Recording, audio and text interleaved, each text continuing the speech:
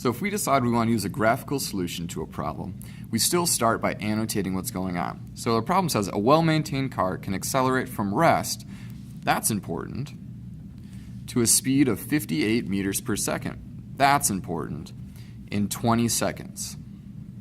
What is the average acceleration of the car? So here's our question, and we're going to try and figure it out. So we've decided ahead of time, just based on what's happening up here in our instructions, that we're going to use a graphical approach to solve this problem. So how do we start? So we're talking about speed, we're talking about acceleration, so my go-to is that I'm going to draw a velocity time graph.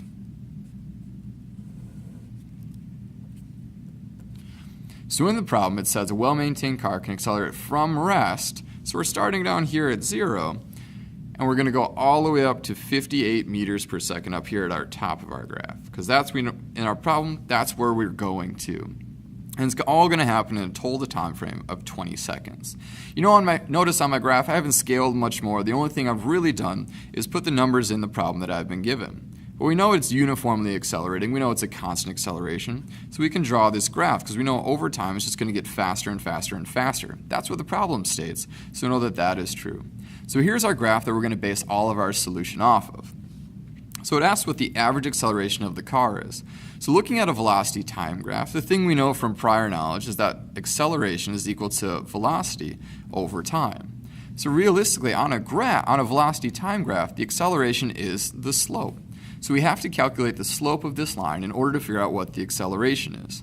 So using some math rules, we know that y2 minus y1 over x2 minus x1 is how we calculate slope. So let's plug in some values. We know that y2 in this scenario is 58 meters per second,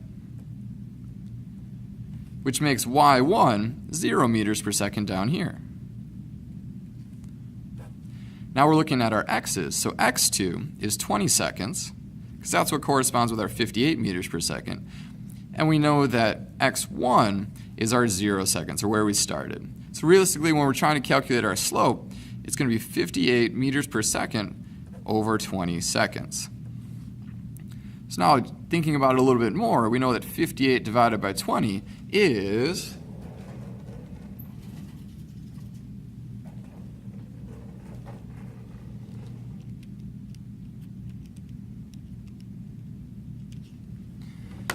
is 2.9 meters per second squared.